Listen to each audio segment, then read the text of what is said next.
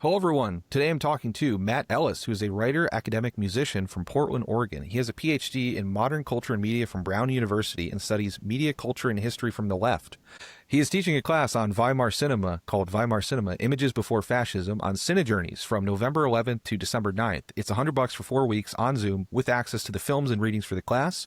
You'll get a Weimar Cinema packet prepared by Ellis, I guess I should say Matt, covering the period and ideas and questions in an individual one-on-one meeting with him to develop ideas for your own interests or work. And of course the classes, which will be on Zoom, 4 classes technically over 5 weeks because it's skipping Thanksgiving for all you Thanksgiving heads out there. And he is also teaching a class on France in the 1960s starting January 6th. And CineJourneys as a platform has other classes upcoming too, like one on, quote, The Infinite Worlds of David Lynch, the Early Years. Matt, welcome to the show. I'm so interested in this class. Hey, Jeff, thanks so much for having me. I'm really pumped. So I want to, I guess, like the question I wanted to ask, especially in light of, we were talking about a couple different maybe things to watch, like to color this discussion. So I finally watched Metropolis, and it got me thinking in general about like all the great German directors. I feel like from the Weimar period that later, like all the great American directors, it feels like of like the 30s, 40s, and 50s seem to be Weimar Germany guys in some way, or at least like were very influenced. So I was wondering, given like what country should I try and move to in like 15 to 20 years? Like, should I be like the Douglas Sirk of China? Like, is that Yeah, like, yeah, or right. some other country? Yeah, Like, it's tough. You look at the state of the world, and it's like you try to project out where's it going to be, And yeah. the industry isn't going to be there, but I've always, eyed the island of Svalbard, up Okay. there. It's Yeah. I at like least cold weather. way is, when global warming gets worse, it'll be like nicer, because it's Yeah. cold. That'd be nice. Yeah, yeah. Yeah. I feel like, so yeah, one of the questions we had talked about discussing was like, why now? The more I read, because I've been doing a lot of Brecht on my channel, the more I read about Weimar Germany, feels a little like it's been kind of sickening, honestly, reading hmm about it and even watching Metropolis, because it feels so much like our current country, that it just makes me very uncomfortable. Because like not, I love history, but like I didn't realize the extent to which like Weimar Germany seemed like it was a pretty open society, Yeah. like the depiction of it in Cabaret or something like that. Like, and then you have this creeping onset of fascism that just feels like the current era. Is that Mhm. part of why now, or like what was the reason for wanting to teach this class? Yeah, definitely. There's been a lot of conversations, I think, amongst, either the academic or even just the sort of, Washington Post op-ed page left, liberal left, about that question, right? Are we living Hmm. in a fascistic moment? And I think that at the level of our moment in our political situation, I think the Weimar analogy, as they often call it, is very convenient because it's a concrete moment in history that provides us an example of something, let's say a society in which uh, all that seemed stable is starting to collapse and fall apart Hmm. and head to something that feels very uncomfortable, right? Hmm. Um, but the more, I see the people sort of use the Weimar analogy to make to think through the present, which I do think is true. It is a little troubling insofar as part of the problem with the Weimar analogy is that it tells a single story about inevitability, right? Mm. And I think part of that is that the Weimar analogy, or even just the history and the way we think about it, it was built and it was constructed and it was retold by scholars or people who lived through it after the fact, right? After Hmm. fascism was defeated, but then they're in the Cold War, and then archives open up decades later, and Weimar becomes this sort of like it becomes this warning from history, right? Mm. Here's this path that could happen. It could happen here, as others have sort of Hmm. articulated it, right? And while I do think that is absolutely true, I also think that um, if you were in Weimar Germany in, let's say, 1929, there were a lot of possibilities. There were a lot Mm. of things that were open, right? Hmm. And I do wonder if, on the one hand, here's a better way of saying it. the Weimar analogy, I think, is very apt and accurate for our own moment insofar as there are a lot of similarities we share. Hmm. But I don't think it's a precise, perfect analogy insofar as if it's being used just to describe that it feels bad right now and that it feels like Yeah. reactionary forces are taking over. There have been countless times in history where that's been the case, Mm. right? And so what I want to do with this is really get into the Weimar period and see what is it that we actually really do share with them, right? Hmm. And one thing we do share with them, I think, is a sense of a society that is being, rapidly transformed by new media technology. That's Yeah. changing the sort of the swimming pool that everybody's swimming in, right? The heat of the water is getting dialed up, and everybody feels it, but they don't know where the thermostat is, or something like this, right? Yeah. Or it's a society in which old political norms are suddenly no longer functioning and operative or convincing to people, Hmm. right? And one thing we forget about the Weimar period is that this was a culture and a society that for the previous 100 or so years, didn't have a nation. It didn't have a country. Like, there was no such Mm. thing as Germany. It was this German empire that then collapses after the First World War. And then suddenly, after a series of revolutions, failed revolutions or whatnot, we get this very fragile young Mm. democracy, right? And the democratic institutions they're brand new, and nobody knows how to use them because nobody had ever lived in a democracy before, right? Yeah. And so that's not so much the case here, right? We have these older institutions, and yes, we're watching as they fail to contain what's happening, but at the same time, what we share is this moment of general crisis and also an economic crisis. Hmm. And so what I want to do is I want to get into this period, and I want to pull out what we do share without leading to this inevitability of, it's going to happen exactly the same way, Mm. and show, as you noted, that like it was a really open society. Yeah. There were transformative, progressive moments of possibility in Weimar, that, Yeah. yes, were tamped down by the Nazis when they came into power. But, part of the reason it led to what it did is that there was a real threat, from the forces of reaction of progressive forces, right? And Yeah. I want to go into Weimar Germany and sort of extract and pull out those moments of possibility and try to suggest that, I don't know, maybe, things are really bad, but Yeah. maybe if we think about this in a different way, we can, try to go in Yeah. a different direction. Now I definitely want to honestly take the class because not that I didn't before, but like yeah, I mean, thinking like we were talking a little bit before the thing about just doing a lot of Brecht, and like my last video was about like the thing, like it's not some of the criticisms I see in movies that purport to be Brechtian. Of course, Brecht was a product of Weimar Germany, in many ways, I believe, right? Mhm, mhm. And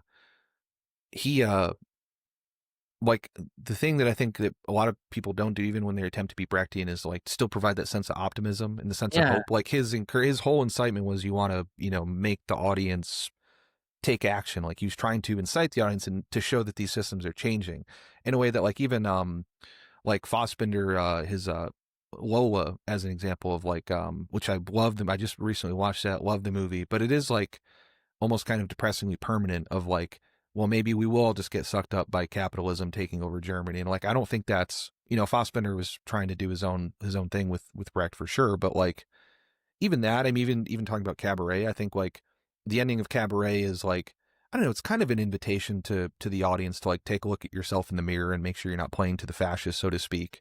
But yeah, it's also pretty like, oof, like it's not the most joyous ending in terms of like inciting political change. I was pretty gassed out after watching that one. yeah. Um, And but part of that's that is, I think, just, what we know about history in our own moment. But, you yeah. brought up Brecht, and I think something that is important is it was for a purpose, right? Hmm.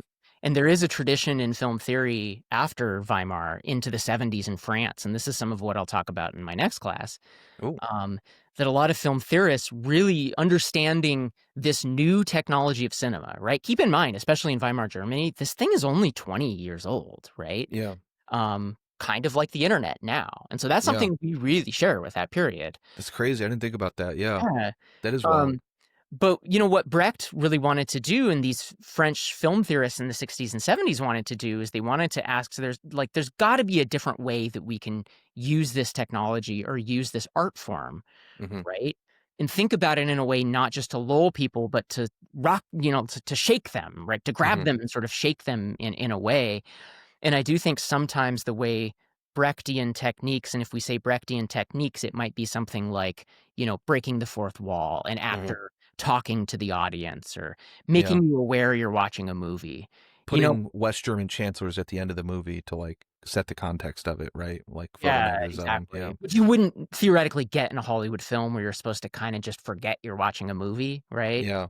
Um, Today when we get that, one of the things some often think about is like, oh, Deadpool, right? Isn't it funny that Deadpool breaks the fourth wall and it's a joke? But Brecht was like, it's not just a joke. It's like Yeah. I'm trying to reach the audience. I'm trying to shake them out of their passivity. Yeah. Yeah, Yeah. That was my initial, like after watching Lola, like my initial reaction was like, well, in Marriage of Maria Braun was like, and my brothers were laughing at me, who I was watching with. I was like, I judge her. I was like, I'm judging these people. I'm judging him. I don't think they did a good job. yeah. And it's like, I just am sort of initially like more than you feel in like a normal movie. I feel like that, I think he kind of wants you to do that. It's interesting you bring up like the 60s and 70s.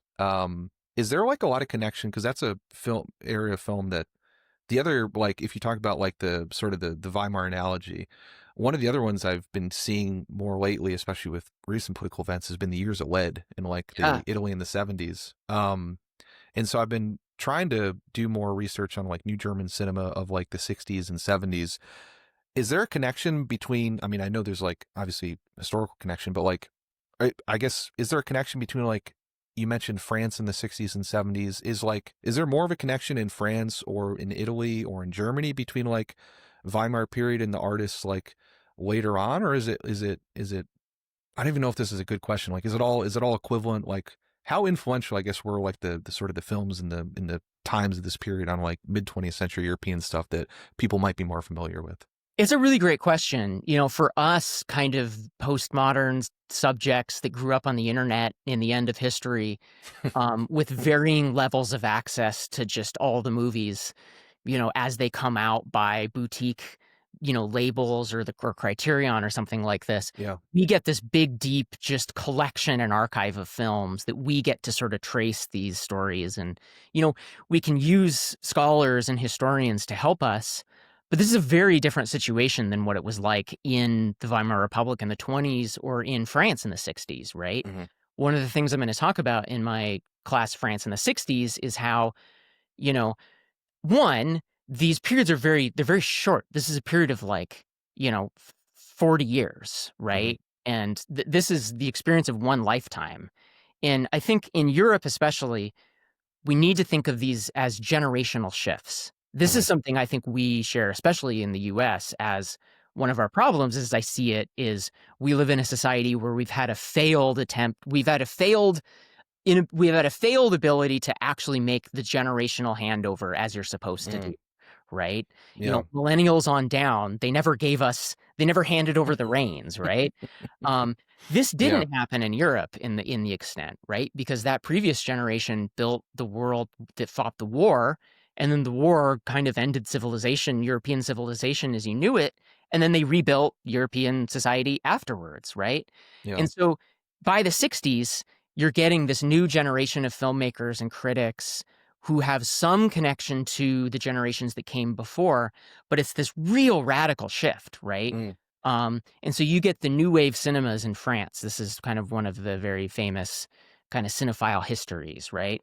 Mhm. And so in that class, France in the 60s, we're gonna talk about the French New Wave and these critics.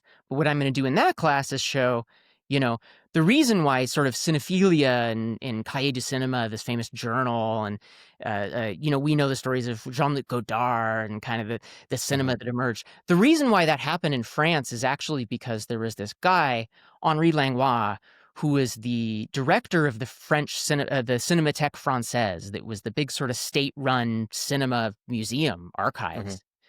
And during World War II, somehow the Nazis let him keep his post, and he spent the time going over Europe and just saving all these films the Nazis were trying King. to destroy. Thank you, Absolutely. sir. Yeah. And then once the war ended, he was like, okay, it's time to see what I have. And he just would screen these movies, and they didn't know what they were. They'd screen them, and they'd be playing multiple movies at the same time. There's stories of screening them in like the hallways and in stairwells, and they weren't subtitled because they would have gone and saved this random print from this, Dutch film from the 1920s, and they'd be trying to be, okay, this is interesting. I think this is what's happening. And what emerged out of that is this culture of access and in new possibilities, and seeing something that was attempted to get snuffed out by the forces of reaction. And I think it Interesting. led to this possibility in the 60s that a different world was possible and that a different sort of historical story could be built, right? Yeah. Um, and I think it's possible we could have a moment like that now, but we need to realize that and see how that story works in a new way, right? Yeah. Yeah, that is fascinating. That's also, I hadn't thought about that with the sort of the connection, because it's certainly, I'm thankful, and I'll probably, while I do this, I should probably shout out, because I got my first sponsor, so we'll shout them out. Go to deafcrocodile.com and with code trade movies for 10% off your movie order. They have, like, if you like all the stuff we're talking about, and you should, this is Sirius, for example, one they sent me, which is from 1942, a truly marvelous rediscovery courtesy of the National Film Institute in Hungary. Romantic time travel film, looks really great. 42 Hungary. They have all kinds of just crazy stuff on deafcrocodile.com. You can trade movies, I think, until November 13th. You can get 10% off your order. But yeah, all these boutique, like, kind of Blu-ray or film companies, like, it feels like it really has expanded the access in like the last 10 to 15 years. So I mean, that does, I don't know, that's like a fascinating thing. I haven't, because I mean, I guess, it's like, I always think about with my channel, like, why didn't I do it earlier? I should have done it earlier. Like, I should have started, doing, this, but like, honestly don't know that, like, if had I done it like maybe 10 years ago, there'd be nearly as like the level of selection and interest in general that has sort of, seems like it's almost exploded in the last like 10 years in a neat 100%. way. Yeah. And, part of that is some of these films were accessible, 10, 15 years ago, but they were on, file sharing communities or Yeah. in the actual archives. And you had to go get a PhD or become a film archivist or really spend time torrenting to find them, right? Yeah. And so on the one hand, it is, well, what is different about our moment is that these are companies and they are, trying to make a profit. But on the other hand, it does give us access to a lot of this stuff that, some of these movies I remember hearing about 15 years ago, 20 years Yeah. ago when I was getting into films, but how would I ever see them, right? Yeah. You can see them now, and I think that is good. Yeah. I was like crying with joy about this Wojciech Haas box set behind me, because I'd seen the Aragost Sanatorium, Saragossa, and I was like, damn, I was like, I'll never be able to see like his films in really good, nice, high quality. But then found this random company. I had to email with this Polish distributor, which, if you're listening to this, DM me and I'll send you their email. But I had to email with them. It took like took a little while to like get everything sorted. I had to like pay them in like a strange way, kind of, but was able to get it. And now it's like, it is every one of his short films and every one of his features, and super pumped to go through it. That's awesome. So in terms of, so I watched Metropolis to prep for this interview. I was thinking about some of the overlaps. I mean, just the idea of like the focus on machines and like it being Moloch. I mean, Moloch is like the thing that people compare with AI quite. I mean, it's the word they throw out, AI quite a bit, and just like some of like the specific, like, I had no idea what the movie was about, because like I try to read little about movies before I see them, even like, and this has just been like a big blind spot on my list, but I didn't know it was going to be like, oh yeah, they make a deep fake to incite people to, to like, to rouse the rabble. And like, even then, like, I feel like this is pre a lot of Brecht, but I mean, you could call the end, I mean, the movie, I think the ending of this movie is sort of like explicitly Brechtian in like, it's, I can't remember the sort of the closing epigraph or I don't know if that's right, but the Unite closing, heart to like, the hand or yeah, the something. heart to the hand, and it's like it's got to be like a class. I think he's almost saying it's got to be a class traitor to like unite like the working class with like Mhm. the bourgeoisie or whatever. Um, but I guess in these movies that you're going to cover, one thing that obviously I think it's impossible to ignore in Metropolis is like you said about like the different mediums or like the film as like a new thing. Like I guess to what extent is like in general like technology and industrialization, or is that going to be covered quite a bit in the class? Like is that an area that you are going to like? Is it going to be? I'm probably asking you like 30 million questions here, but I'm curious about like what level of like Weimar cinema versus Weimar Germany you're going to be Yeah. covering in the class. Is it like sort of on both or? That's a great question. I really wanted to be a synthesis of the two, right? Okay. One of the ways I was thinking about this is if you were to go take a typical, intro film history, film history class or just go to take an official class the way that this has typically often been taught, you will get a story about, Weimar cinema. And the one you often get is after World War I, we get German Expressionism, right?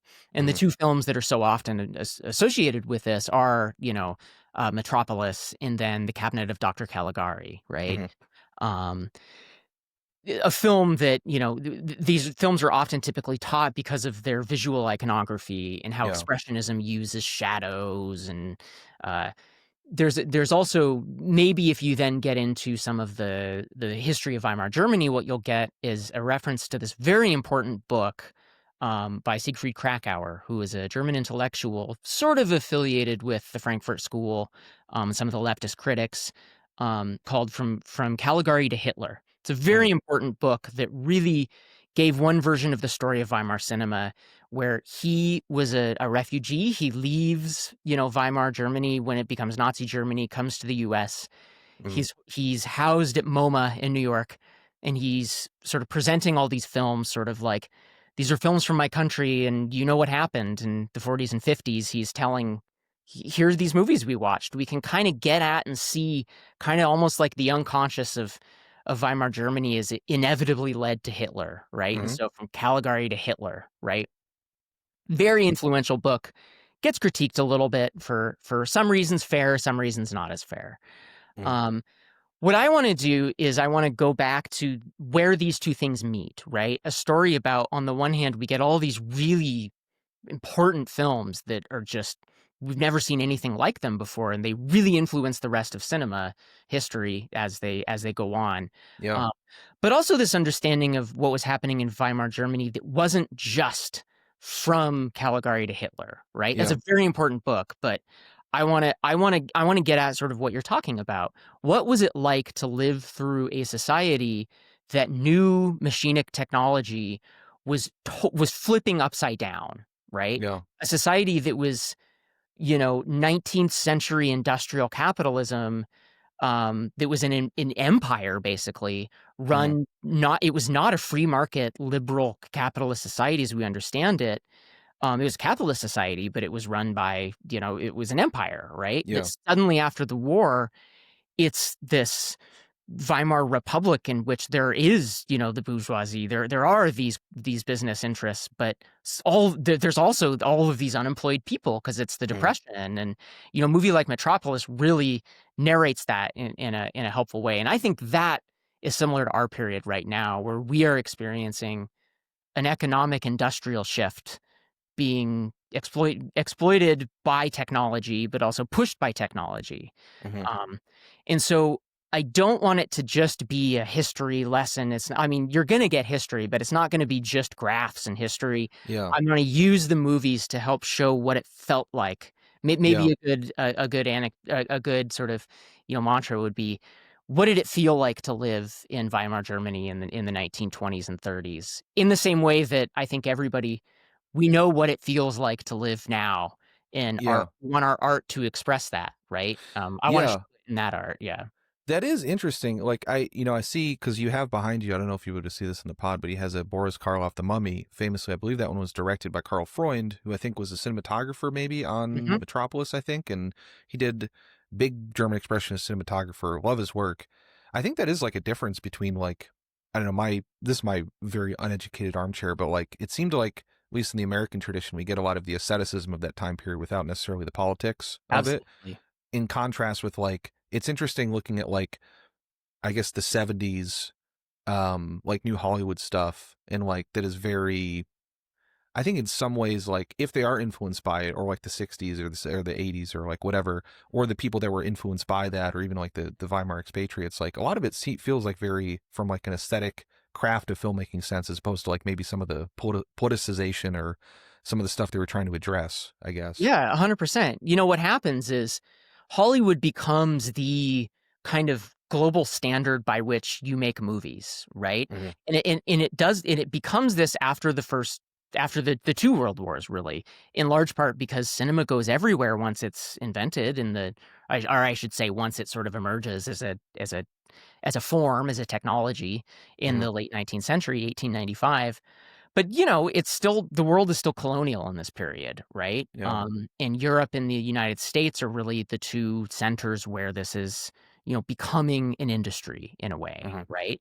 And because the European film industries are decimated in World War One and then World War Two, and we don't fight the war domestically on US soil, Hollywood just, it's the one that lasts, Mm-hmm. right? And it also goes out and it exports, and, you know, there's all this money here that it becomes the way people make movies, right? You know, film industries in China and India are built on the model of Hollywood, right? You Mm-hmm. still divide up labor on a film set the way that Hollywood designed it, right? You still have the 2-hour narrative film the way Hollywood designed it.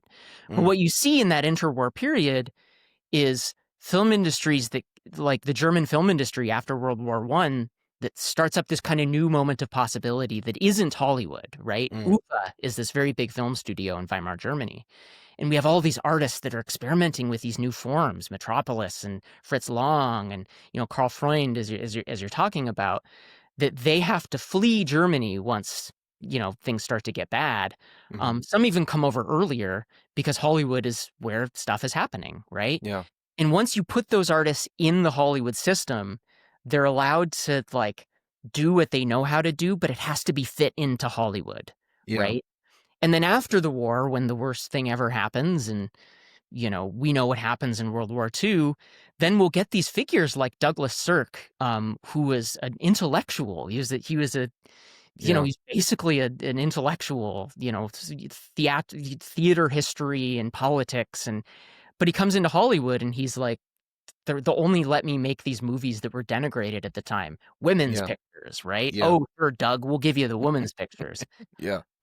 And so nobody's like really looking at what he's saying, but they're really complex and complicated Yeah. critiques of American society at the time. But we get that through their aesthetics, right? Yeah. So that's a thing we'll do in both of these classes, really, because it's the French critics that really were the first to kind of see this, Mm. see that radical possibility in Hollywood. That we'll see that in the Weimar period too. What was going on in these films that later gets put into Hollywood as like the expressionistic aesthetic, or films that look Yeah. like that, or Karl Freund directing The Mummy, right? We Yeah. get something from that period, but it has to get filtered into Hollywood in a different way. So how do we That's fascinating. excavate it? Yeah. Yeah. I noticed that with you see this in America, I guess like some of the analogy would be like pre-code gender role stuff. But that was one thing. So when I did a short film 2 years ago, that was that I'll be this my own pitch. I'll be re-releasing soon my TikTok channel, recut it for TikTok. It was one of the reasons I started the channel, actually, was like I need to get an audience for if I want to make shorts All and of like that. just films. So probably in December, who knows, but at some point. But when I showed it at a theater here in Tennessee, I wanted to pick something that like that I hadn't seen, that like maybe had been like a influence that I didn't know about, because I was just very Rear Window, like Vertigo. It was like a thing. It's like a thing about like a guy trying to like, he thinks it's in a future world where you can create your own AI, like girlfriends or boyfriends, like Westworld or something. And so he's like sees some other guy has the lady he wants, so he's stalking them to try and get her prompt or whatever, like trying to do, trying to attempt to engage with our current time. It sounds very Uh, Hitchcockian. Yeah. yeah. Very, and and I'm, who doesn't love Hitchcock? I love that. Yeah, but when I was looking at it, I was like, maybe I should show Rear Window with this, but I was like, everyone's seen that. So the movie I ended up showing, well, I was like, what is Hitchcock influenced by? And he was very influenced by The Blue Angel, von Yeah. Sternberg. And so we did my movie, and then we did The Blue Angel, which I loved. And one thing I noticed, like in that, also in depictions of the time, like Cabaret, and just you see this in some like pre-code movies, like Story of Temple Drake, or like Safe in Hell, or some of these other things where like, it seems like there was like a big, as along with the technology, it seemed like there was this kind of moment where gender roles seem to be changing quite a bit in a way that maybe, I don't know, matched or reflected, or like thinking of like the discourse you see on Twitter every day or TikTok every day about like, the apps and everything else. Is that something like you'll be getting into in the class as well? Like how does I guess like gender, like, obviously class and technology, but like are changing gender roles, and also I guess you can even say in Metropolis, like the way gender roles as it coexists with technology of creating like this fake woman that you could then sort of use, but then also it's like she's in this powerful position, but you're using it. She's almost like you could remake this movie by if you had like a deep fake AI online influencer, right? That's like rousing up people on Twitter or TikTok or something.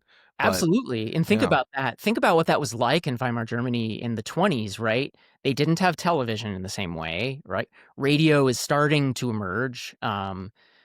But yet then we get this in the figure of the, robotic woman in Metropolis. We get this figure that just perfectly maps onto our current society of like television yeah. influencer culture and the way gender and sexuality gets exploited by Was it. that really shocking to them? Not to interrupt, but I'm like those Twitter posts that you see about like, if you gave a Snickers bar to a Victorian child, it would kill them.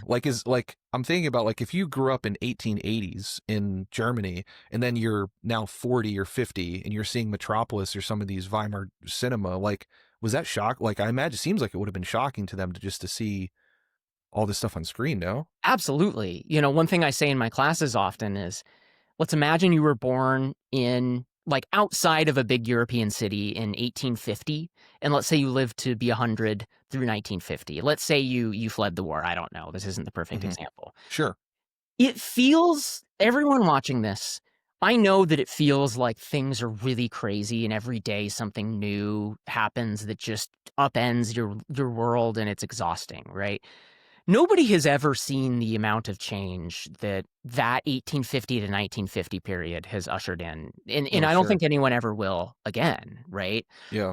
You go from living in a world that does not have immediate mediation of the world coming to you through broadcast, whether it's images or radio, into a world in which they're sending rockets into space, right? hmm There's a great line in a Mad Men episode where and I'm not a Mad Men expert, so I'll botch it. But this, like the secretary of the company that Don Draper works for dies, and hmm in her eulogy, they say, she was born in this small town and she died on the 100th floor of this skyscraper. She was an astronaut, right? Yeah. Like that experience was truly unsettling. And I think what's different about our period is that it's really rapid, hmm but you have to imagine what it must have been like to live in the Weimar Republic. And Yeah. if you were just a little bit older, in your anecdote, as you pointed out, like what this technology was ushering in, what kinds of images, it would have been extremely unsettling, right? Yeah. I think, the gender question, I think, is very important. What was very important in Weimar Germany too is not just gender, but sort of sexuality, right? hmm And it's no thing to forget that, the iconic, when they burn books, they'll burn people too. And the book burning was, in large part led on by the destruction of the Kinsey Institute, right? This new research, these new possibilities in understanding human sexuality and identity that the Nazis wanted to stamp out, right? hmm And if we tell that story just as they were destroying, marginalized people, that is true. But I think it's also important to look at that and note that like this was a moment of possibility. This was a moment of freedom and emancipation from people, that the imperial moment ended, right? Yeah. That people were trying to make something new, while at the same time, you know, you'll look at movies like People on Sunday, which is a movie I want to talk about. That's kind of almost like a proto cinema verite film of just life in Weimar Germany, right? We'll watch these movies that we'll see kind of the possibilities and what was happening, but we'll also, you know where it leads. And I think the example of what's happening with, you know, the way reactionary forces uh, uh, both push and are both use technology to push reactionary views, but also are the way technology mobilizes those views as well on things like gender, sexuality. You know, the particular way race in our American society isn't perfectly mapped on to Europe in the period, but you know those comparisons are there, and that's something we're definitely going to look at. Yeah, it seems like a real. I mean, even just you talking about, you know, just quickly, even Google. I'd never heard of the Black, or not the Black Sun. The Black Sundays. I think the Black Sundays. There's been a couple of movies I feel like called that. Like there's like a one in the '70s about like a. It has like it's about they're trying to blow up like the Pittsburgh Stadium or something. I don't know if you ever heard of that one. Oh, that's It's like, interesting. No. yeah, it's like who did. There's two movies. There's the 77 and a 60. I guess it's in my head. It's a John Frankenheimer with Okay. Robert Shaw, Bruce Stern, and it's like I think of the guy who wrote Day of the Jackal, Love it. plot-driven political thriller. Yeah, it's been on my list. And then there's the Mario Bava one.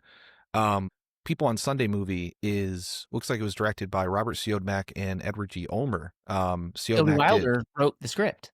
yeah, and those are like, so I guess if you want to understand, I mean, it's like in the same way that our space program is a little bit very German, let's say, like the early history of NASA. You know, you kind of we had a lot like the history of Hollywood in the 40s and 50s. If you want to understand, I guess that, like, I mean, Siodmak did The Spiral Staircase, which is a great movie. The Killers, which I haven't seen, but has been on my list. And then looks like Edward G. Ulmer did Detour, which I love, which is like a great small sort of poverty row film noir that's the Criterion loves putting up on their streaming. So check it out there. And then obviously One Billy thing, if I Wilder could, is, yeah, sorry, go ahead. one thing, if I could just very briefly, you know, because we do have, I think, on the left, you know, it is very true that if you look at after the war, the way we integrated, especially, yeah, in the space program, certain, let's just say, figures who were active in Yeah. German politics in the 1930s and Yeah. 40s. Man But had one other something way there. we should look at this, you know, is that what is now Germany, this part of Europe was a gigantic industrial force, right? There were millions of people here, right? And they Yeah. weren't all Nazis. And when the wars happened, and we should think of the wars as sort of to put all one event, right? That just takes a long time to unfold. You know, a society was destroyed, right, by the Nazis. And a lot of those people had to leave that society and continue work elsewhere. And so I Yeah. think we could view what happened as like kind of the merging of two societies, two civilizations, kind of, if you will, Yeah. that, yes, brings with it, uh, did did they denazify to the extent they should have? Or we could view it also as like, this is what happened as we progressed in the 20th century, right? Yeah. If Europe had to come and sort of enmesh with America to continue what they were doing, and that's how America became the sort of global hegemon in the 20th century. And so Yeah. we're see that in this class too. It's crazy to think. I mean, even like when we talked about Cirque, like he was making movies. He was I think he like, I don't even know if you could call him, I think call him a Weimar director, because I believe his first movie was 35. So he was like making movies for a couple years. And into the Nazi, I mean, he fled and got and persecuted. His is a really tragic story because his son got, I think, press ganged into the German army and then died. And he was lost contact with his son after he fled. And I think he made a bunch of like anti-German. He was really profoundly affected by that. But yeah, it is like you sort of think like, well, once the Nazis took over, it's just like almost that's it. But like to your point, it's like there was more, yeah, more going on, I guess. Like Yeah. then, yeah, And I think that is what we need to think about in our own present moment, right? Because yeah, it's very easy for us to just say there's part A and then part B, and part B is where the bad thing happens, and then nothing bam, everything is different, right? hmm, Whereas I think if we see these as processes that sort of unfold, I think that's much more appropriate for our own period and thinking about what we need to do where we are in history, right? As yeah, part of the why now question. absolutely. So okay, so this I'm so excited to. I think I'm going to take the class. So Oh, hell yeah. you might see me Yeah. 4 or 5 times. Yeah, come take the class with me if you want to meet your favorite niche TikTok creator. As far as the class goes, like, so you've taught like I think a couple of these so far, I believe.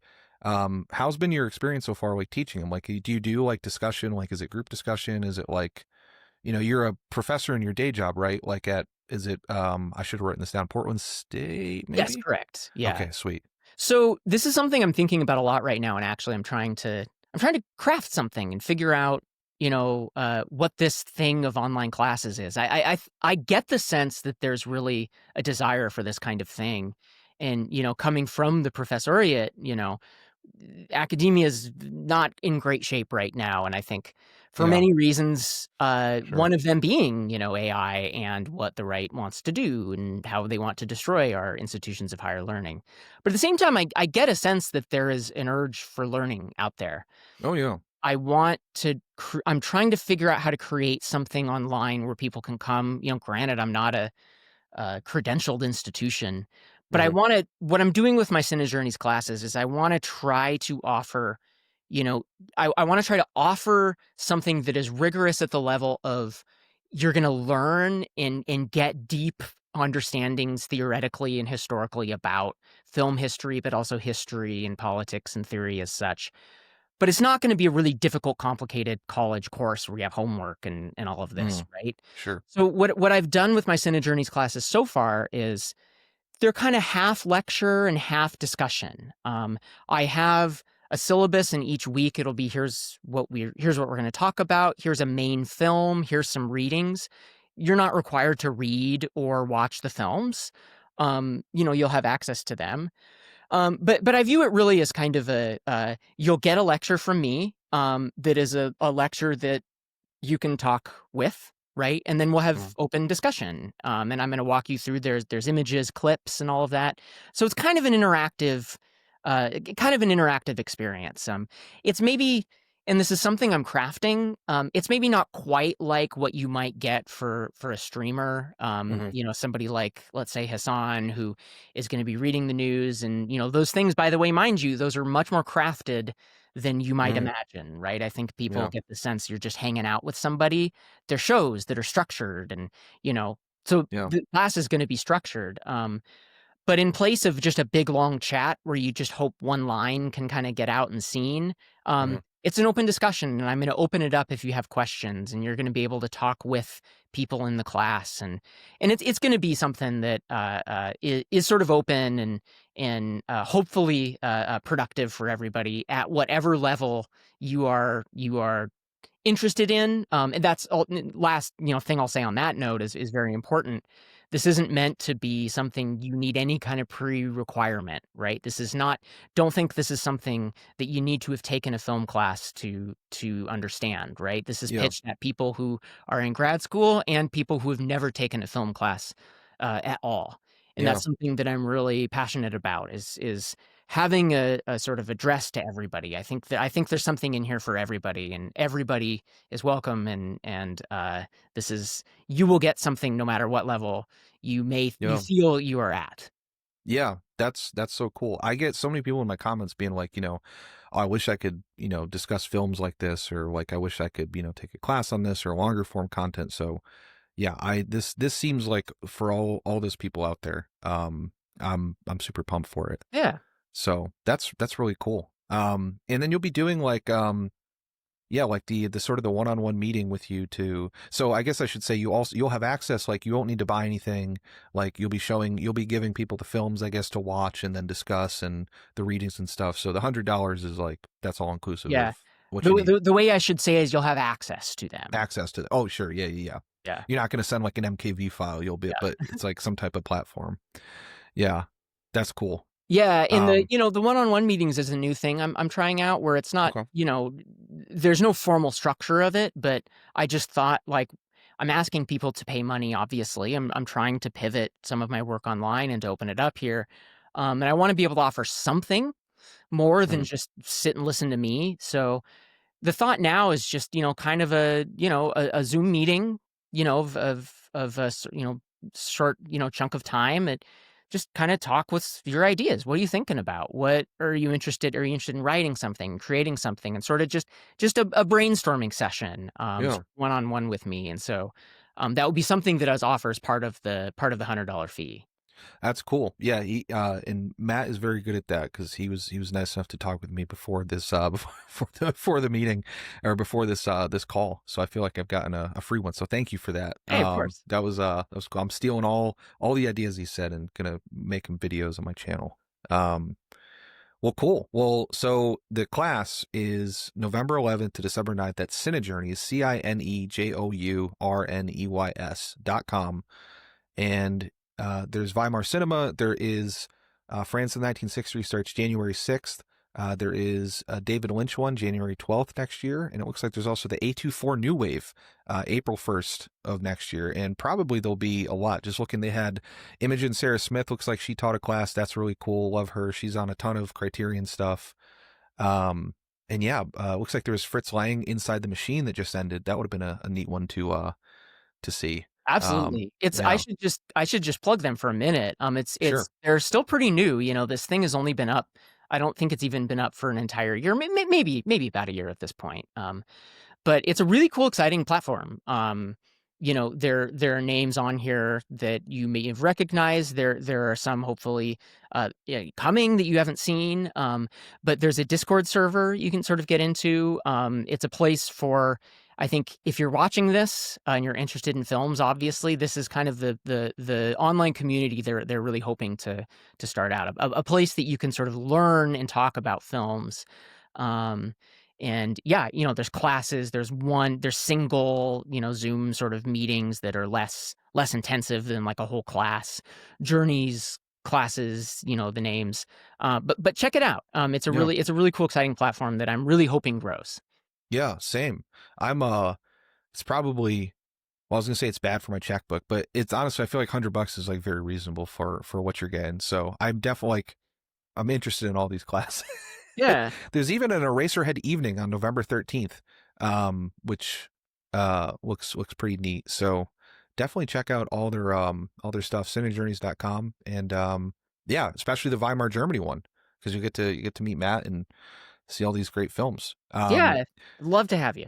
Yeah. So is there any film, I know, like just as a sneak peek, like you said you're going to do the Sundays one, but is there anything else that you're thinking like might make it, or besides People on Sunday? Oh man. There's a ton, obviously, and there's all the hits that, Mhm. when you think of German Expressionism, the Caligaris and the Nosferatu, right? Mhm. There's other genres in and around Expressionism that are important. There's a film called The Last Laugh, another Murnau film. Oh, big Um, Joker movie, right? That's like the first Joker movie. oh, I love that. I love that.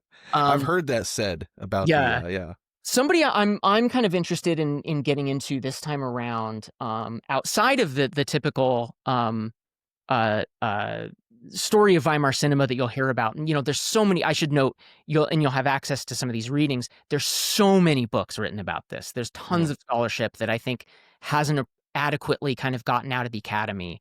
And so part of with this class is I'll be sort of giving you a cheat sheet through some of this. But somebody I'm really maybe trying to look forward to getting into in this course is the work of G.W. Pabst.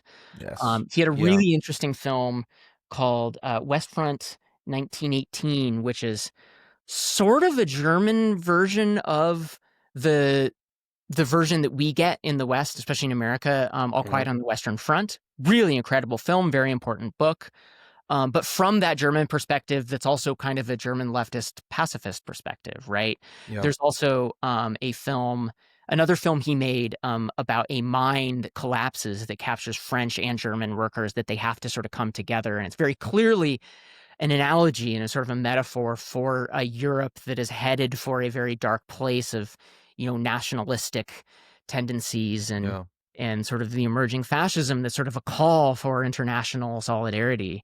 And so I want to try to find some of these films, the films of Pabst and others like him that, are from the left, but also from an idea that's not just headed for fascism, an idea for like there could be something else, right? And so those are some of the films we'll see where it goes. Awesome. Yeah, that's really exciting. I got to watch my first Pabst film, Pandora's Box. Did it with the Louise Brooks expert. That'll be coming out. If you're listening to this, probably in a couple months. But just based on that, he's a tremendous director and very influential. Both him and Louise Brooks in like the history of Hollywood too. Yeah, very, very. You see the through lines from German Expressionism very clearly, and it gets referenced a lot. Somebody like Pabst, I think, opens up connections that you might not even realize you've seen. Yeah, Jonathan Demme expressly in Something Wild, there's the character is based on Louise Brooks named Lulu in Pandora's Box, like all the way in 1986 with Jeff Daniels. So it's like, the line from Jeff Daniels to Weimar Germany is one. It's a one step, which is this is our new Kevin Bacon here, right? Yeah, absolutely. Well, cool, Matt. Thank you so much. Really appreciate you coming on. And CineJourneys.com. Thanks for having me, Jeff. And anyone out there, I'd love to have you in my classes. Sign up, and you know where to find me. Thanks, everyone. See ya.